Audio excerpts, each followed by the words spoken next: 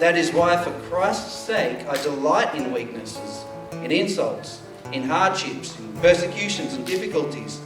For when I am weak, then I am strong. Brothers and sisters, God is okay with our weaknesses. He doesn't need our strengths. He just wants us to bring to Him what we've got and let Him in to our deficiency. When I'm weak, I finally get to the end of myself and I get out of the way and I let the Holy Spirit come in and take the driver's seat. And that's when God really gets down to business. Moses had a stutter and yet was commissioned to speak before a king. Abraham was 100 years old and yet he fathered a nation. Jacob was a liar, yet he was entrusted to pass on the great truth of God's covenant. Jonah was afraid, yet he was asked to preach to a hostile city. David's armour didn't fit, yet he fought the greatest battles. Elijah was depressed and burnt out, yet he demonstrated God's great power in a nation that no longer believed in God.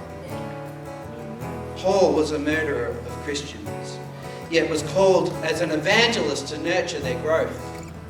Peter was a coward, yet led the Christian movement in a hostile city and became the rock and foundation of the church. Just be encouraged by this. You might feel that you're not worthy. Satan will certainly tell you that you're not worthy. But the word says to resist him and draw close to God. Amen. What does God tell you? In fact, God tells you you aren't worthy.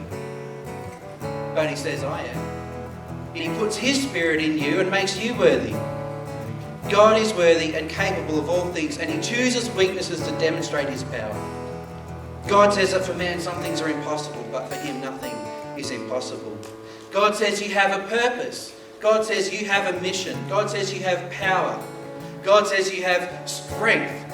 God says you are important.